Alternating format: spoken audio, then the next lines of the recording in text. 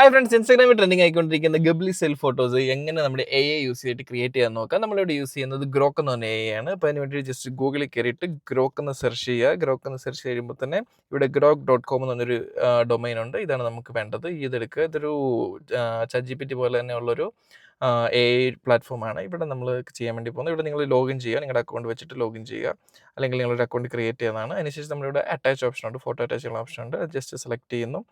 Upload എന്ന് പറഞ്ഞ് select photos നമ്മൾ സെലക്ട് ചെയ്യാൻ വേണ്ടി പോകുന്നു. ഇവിടെ ഒരു ഫോട്ടോ സെലക്ട് ചെയ്യുന്നുണ്ട്, അത് അപ്ലോഡ് കൊടുക്കുന്നു. അതിനുശേഷം ഞാനിവിടെ ജസ്റ്റ് ടൈപ്പ് ചെയ്യുവാണ്, convert this image into Ghibli style എന്ന് പറഞ്ഞ് ജസ്റ്റ് സെർച്ച് ചെയ്ത് കൊടുക്കുന്നു. ഓക്കെ, നമ്മൾ ഗബ്ലി സ്റ്റൈൽ ഇമേജ് എന്ന് നമ്മൾ കൊടുത്തിട്ടുണ്ട്. അതിനുശേഷം നമ്മൾ ജസ്റ്റ് എൻ്റർ കൊടുക്കുക. എൻ്റർ കൊടുത്തു കഴിയുമ്പോൾ ഓട്ടോമാറ്റിക്കായിട്ട് നമ്മുടെ ഫോട്ടോ റീഡ് ചെയ്തിട്ട് നമ്മുടെ ഈ ഒരു ഇമേജ് ജനറേറ്റ് ചെയ്ത് നമുക്ക് തരുന്നതാണ്. ഇത് കുറച്ച് സമയം എടുക്കും, നമുക്ക് വെയിറ്റ് ചെയ്യാം എന്തായാലും.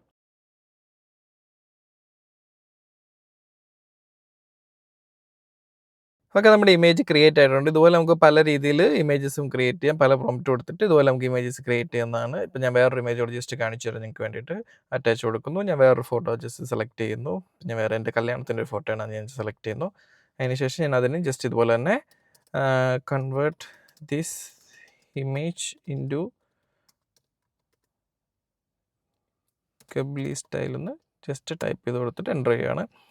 അപ്പോൾ നമുക്ക് ഈ ഒരു ഇമേജും നമുക്ക് ഈ പറഞ്ഞ പോലെ തന്നെ ആ ഒരു സ്റ്റൈലിലേക്ക് കൺവേർട്ട് ആക്കി കിട്ടുന്നതാണ്.